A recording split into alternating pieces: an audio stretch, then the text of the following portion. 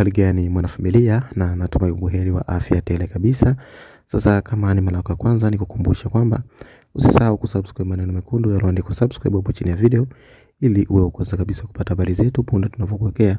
kwenye YouTube channel yetu. Sasa mwanafamilia, hii leo tukiangazia kunako viwanjani, hasa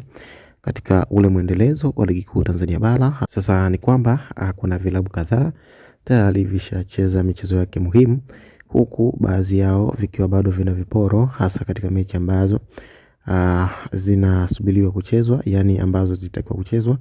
hapo kipindi cha nyuma lakini hazikuchezwa kutokana na mwingiliano wa mechi za kimataifa, hasa zile za CAF Champions League. Sasa katika michezo ambayo imechezwa hii leo ni pamoja na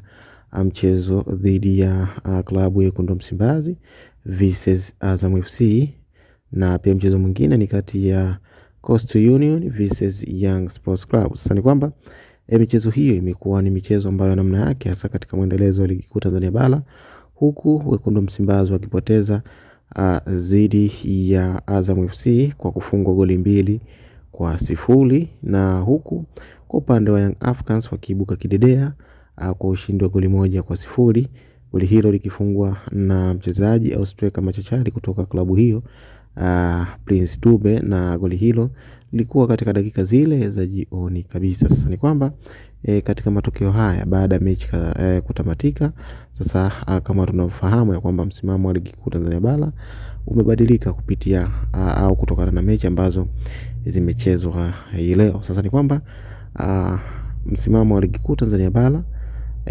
anayeshikilia nafasi ya kwanza ni JKT Tanzania Football Club akiwa na pointi 17, na nafasi ya pili inashikiliwa na Young Sports Club ambaye ana pointi 16, na nafasi ya tatu inashikiliwa na Pamba Jiji ambaye ana pointi 16, na nafasi ya 4 inashikiliwa na Mashujaa Football Club akiwa na pointi 13, na nafasi ya 5 inashikiliwa na Simba Sports Club ambaye yeye akiwa na pointi 12. Pia nafasi ya 6 inashikiliwa na Namungo FC akiwa na pointi 12, na nafasi ya 7 inashikiliwa na Mtibwa Sukari, yani Mtibwa Sugar akiwa na pointi 10, na nafasi ya 8 ni Fountain Gate Football Club akiwa na pointi 10, na nafasi ya 9 ni Azam Football Club akiwa na pointi 9, na nafasi ya 10 ni TRA United akiwa na pointi 9, na nafasi ya 11 ni Coastal Union akiwa na pointi 9, na nafasi ya 12 ikishikiliwa na Singida Black Stars akiwa na pointi 8, na nafasi ya 13 ni Mbeya City akiwa na pointi 8, na nafasi ya 14 Tanzania Prisons akiwa na pointi 7, na nafasi ya 15 ni Dodoma Jiji akiwa na pointi 6, na nafasi ya 16 ni KMC Football Club akiwa na pointi 4. Huo ndio msimamo wa ligi kuu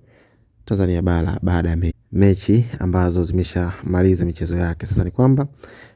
msimamo wa ligi kuu Tanzania bara kama hivyo ulivyosimama. Kwa hiyo mwanafamilia, inaendelea kukumbusha kwamba usisahau kusubscribe maneno mekundu, kwa subscribe hapo chini ya video, ili uwe wa kwanza kabisa kupata habari zetu.